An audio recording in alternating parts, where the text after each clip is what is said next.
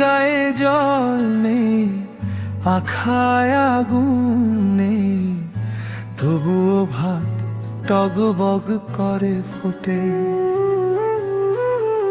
ভাতের গায়ে জল নেই, আখায় আগুন নেই, তবুও ভাত টগবগ করে ফোটে।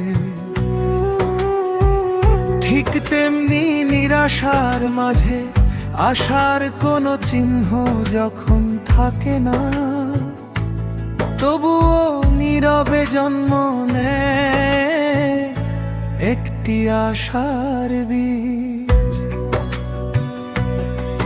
সেই তত্র বীজ একদিন বিরাট বট গাছের রূপ নেয়, ঝড় ঝঞ্ঝা পেরিয়ে ছায়া দেয় অসংখ্য প্রাণকে। তত্র বীজ একদিন বিরাট বট গাছের রূপ নেয়, ঝড় ঝঞ্ঝা পেরিয়ে ছায়া দেয় অসংখ্য প্রাণকে। অন্ধকার যত গভীর হোক,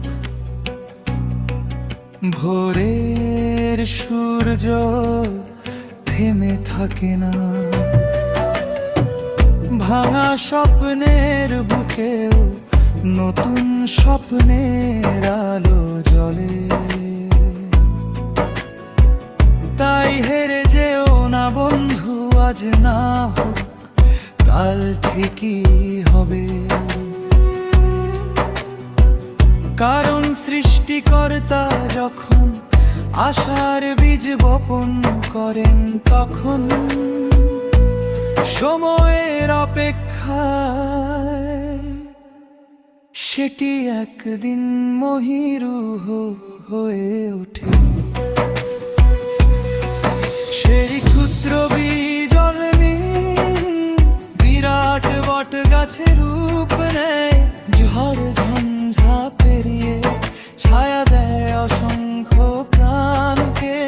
তুভ বীজ একদিন বিরাট বট গাছের রূপ